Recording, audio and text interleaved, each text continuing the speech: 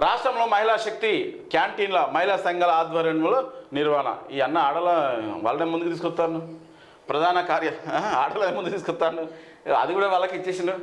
రాష్ట్రంలో మహిళా శక్తి క్యాంటీన్లు మహిళా సంఘాలకు,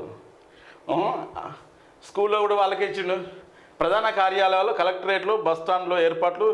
2 సంవత్సరాల్లో 150 క్యాంటీన్ల ఏర్పాటు లక్ష్యం. వివరాలు వెల్లడించిన సిఎస్ శాంతి కుమారి, చీఫ్ సెక్రటరీ.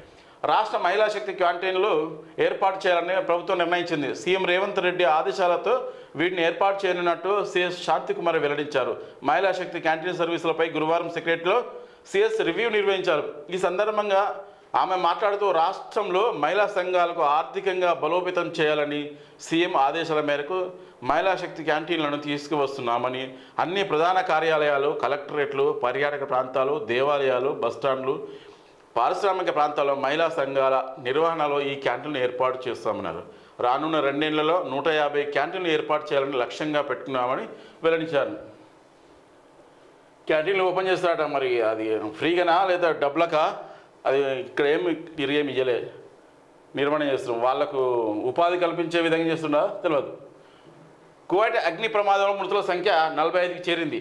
45 మంది ఇండియన్లు, కేరళ వాసులు 24 మంది, తమిళులు 5, గుర్తుపట్టలేనంత కాలిన డెడ్ బాడీలు.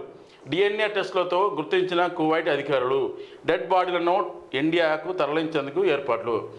ఇక్కడ బ్రతకడానికి వీలు లేక పొట్ట చేతికి పట్టుకొని అక్కడ వేయరు.